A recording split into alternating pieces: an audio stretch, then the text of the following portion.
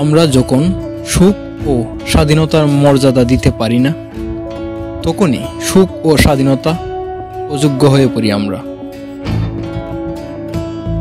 যে শাসন ব্যবস্থায় জনগণ ন্যায্য অধিকার ভোগ করতে পারে, কর্তব্য পালনের সুযোগ পায়, তার সমন্বিত ফলাফল দ্বারাই সৃষ্ট মূলত গণতন্ত্র।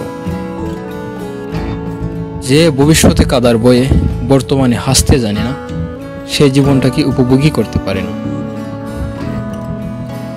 বিবাহ হলো অবিচ্ছিন্ন সামাজিক বন্ধন। দম্পতিরা সাধারণত এই বন্ধনে আবদ্ধ থাকার পণ করে থাকে।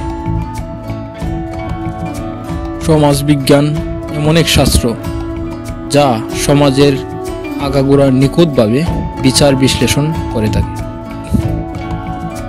মাছের বাজার যেভাবে সকালে বসে আর রাতে উঠে যায়, ভালোবাসায় এমনটা উচিত নয়।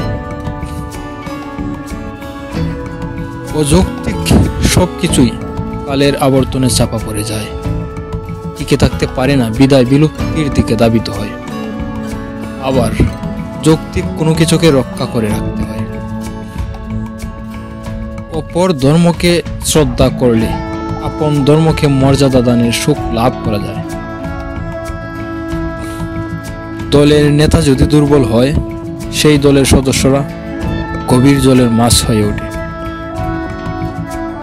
যে অন্যের ভালোবাসা তুচ্ছ জ্ঞান করে, তার ভালোবাসাও কঠিন হয়। তুমি কুড়েঘরের জন্য দুঃখিত হও না, এটাকে সাজিয়ে রাখো। মনে রেখো, সন্তুষ্টি হচ্ছে সুখের মূল মন্ত্র। প্রবল ইচ্ছার মুখে সঠিক সময়ের অপেক্ষা করাই হচ্ছে ধৈর্যের অগ্নি পরীক্ষা।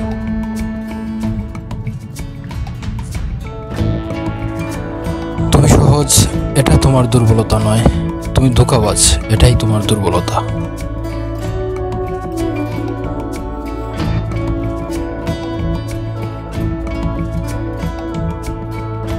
সব পাপ কাজের দণ্ড থেকে মুক্তি পাওয়া যায়, দান বা সদকা দ্বারা উদ্ধার হওয়া যায়, কিন্তু যদি কোনো নারীর অপমান করা হয়, তার থেকে উদ্ধার প্রাপ্তির কোনোই উপায় নেই, ধ্বংস অনিবার্য। বারবার পদস্খলন হচ্ছে, তবুও উঠে দাঁড়ানোর চেষ্টা করছি। হতাশ হয়ে যাচ্ছি না, আমার বিশ্বাস একদিন ঠিকই উঠে দাঁড়াবো। কেননা ঈশ্বর আমার সাথে আছে। ঈশ্বর এই কারণে আমার সাথে আছে যে আমি চেষ্টা করছি। যদি আনন্দ দেওয়াই শুধু সাহিত্যের উদ্দেশ্য হতো, তবে সাহিত্যকে সমাজের দর্পণ না বলে বিলাসতরী বলা হতো।